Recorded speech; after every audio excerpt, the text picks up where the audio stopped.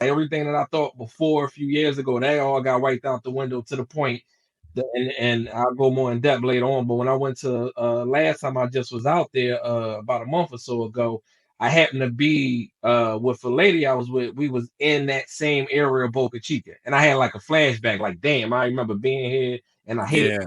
time and everything.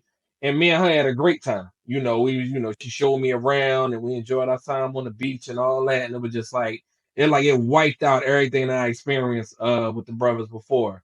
So that's why I said. So I would suggest if you do go, if you go, if you're going by yourself, that's different, but still do your research. But if you going with somebody, make sure you with people that's actually about having a good time and not just trying to lounge around and stuff like that. Because that's what I did, and it was a horrible experience.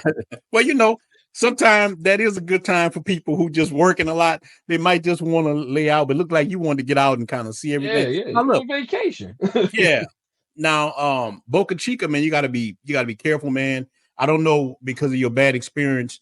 Did you get hit with the dual menus? Look, guys. Now, sometimes when you Oh go to Boca yeah, yeah. Chica, they hit you with a gringo menu and they hit you with a regular menu. I know horror stories of people who went to Boca Chica, and I actually like Boca Chica. I had a good experience, but like he said, I was on some other stuff myself. I was by myself in werewolf mode, so it was a whole different experience. But in Boca Chica, some people will try to hit you with those dual menus.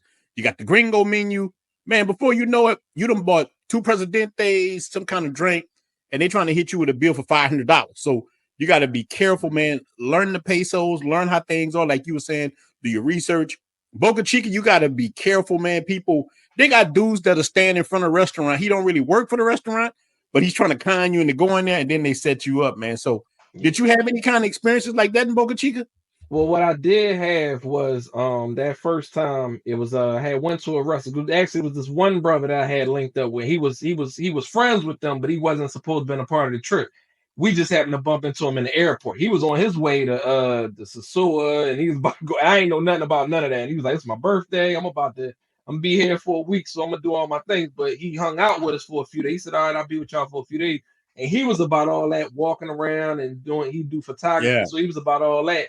So when I couldn't find nothing to do, they was like, "Oh, contact." I contacted him, and I went to the restaurant, and we was at the restaurant. We ate, had a good time. So I bring all that up because like the next day he had left, so I did the same thing on my own. I said, "The hell with it, I'm gonna go to restaurant myself." So I went to a restaurant, got all the food I got, and I luckily I had my currency app on me, which I don't go nowhere without it now. But at that time, I ain't know nothing about it. Somebody told me about it, and they tried to give me one price that was totally different. Like I'm totaling up in my phone. I'm like, okay, so it came out, I think like a little over 1,000 pesos or something like that. Yeah. And the lady, when it was like time for my total, the lady was telling me I owe like 3,000 or 4,000 pesos. And I was like, that don't make sense. Like I did the total, and then we went back and forth. And keep in mind, I couldn't speak a lick of Spanish. And I'm going back and forth. And You was in there like, hola.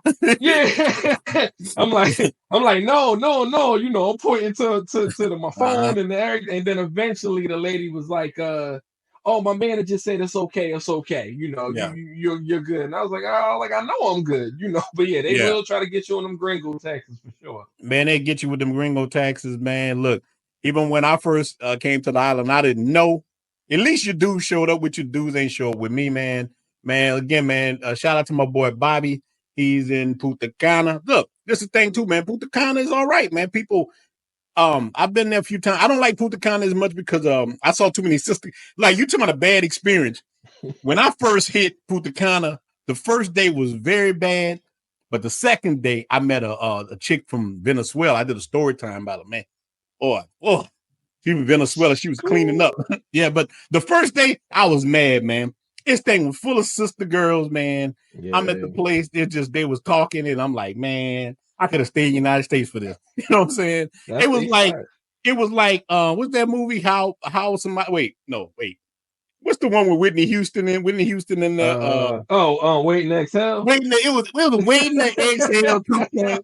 I'm like, God damn, it's in there, man. Look, there was no Dominicans in there. There were just sister girls, and two of them was married, and they looking at me, the dudes. I'm like, man, this is bullshit right here. So, but the next day everything changed because I met the little Venezuelan and the little chick was cleaning up. Chick fine as I don't know what, man. So we gonna get into all the relationship stuff, man. But let me tell you, man, that made me look at Punta Cana a little bit different. They do got some nice spots.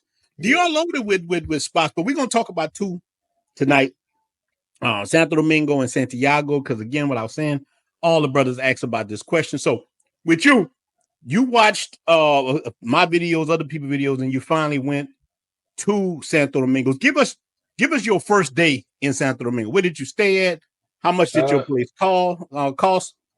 When I first, like I said, I had started to show it first, but I had went to Santo Domingo after like a few days. When I got there, I had got an Airbnb with Pantini. It was like right around the corner from the Angora. And I had did my research because I remember I saw that you was talking about it in a live, and a couple other people was like, yeah, you want to be around the malls because it's pretty good. So I had found something around there. It was like no more than about a block and a half. And first day I got there, that place was beautiful. Like, I mean, it had like everything was set up. Like I felt like a king in that place. And then it only ended up, I think I had it for about a week or so, give or take. I think it ran me about a little over 300, about 320, 30, somewhere around there and stuff like that. And like I said, but the place had everything. Had washer, dryer, had like big 50-inch screen TVs all in there. The bed was like a California king. Had 2 bathrooms, a dining room area. They had like a little island kitchen and everything. Everything was beautiful.